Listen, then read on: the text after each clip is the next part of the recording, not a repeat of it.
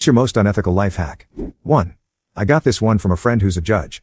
If you get called for jury duty and want to get out of it, the foolproof way to be dismissed by both sides is to say, I have a strong respect for law enforcement, and if they've brought charges against someone, they must have done something wrong. Even without evidence, I believe innocent people don't get arrested. You'll be home before lunch. 2.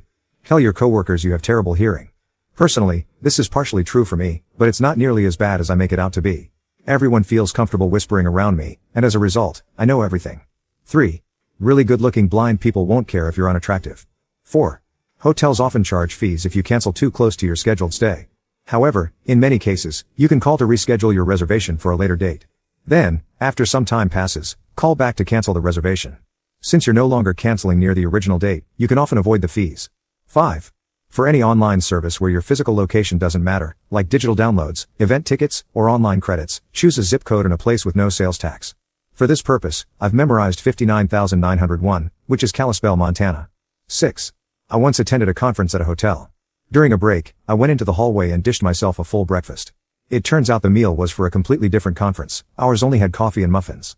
It was an accident, and I never did it again. But if you're ever in need of a meal, it would be pretty easy to do. 7. I once talked to a homeless man who mentioned that he would often clean out an empty dog food can and refill it with beef stew. He'd sit outside a grocery store eating it while asking for money or food, and people would go out of their way to help him. 8.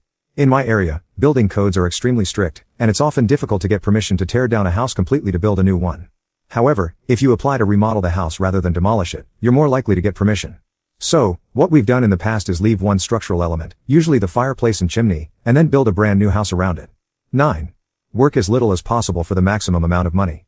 Avoid letting your boss know when you've completed tasks ahead of schedule. Finishing quickly usually leads to more work. Focus on keeping your boss satisfied without overextending yourself. 10.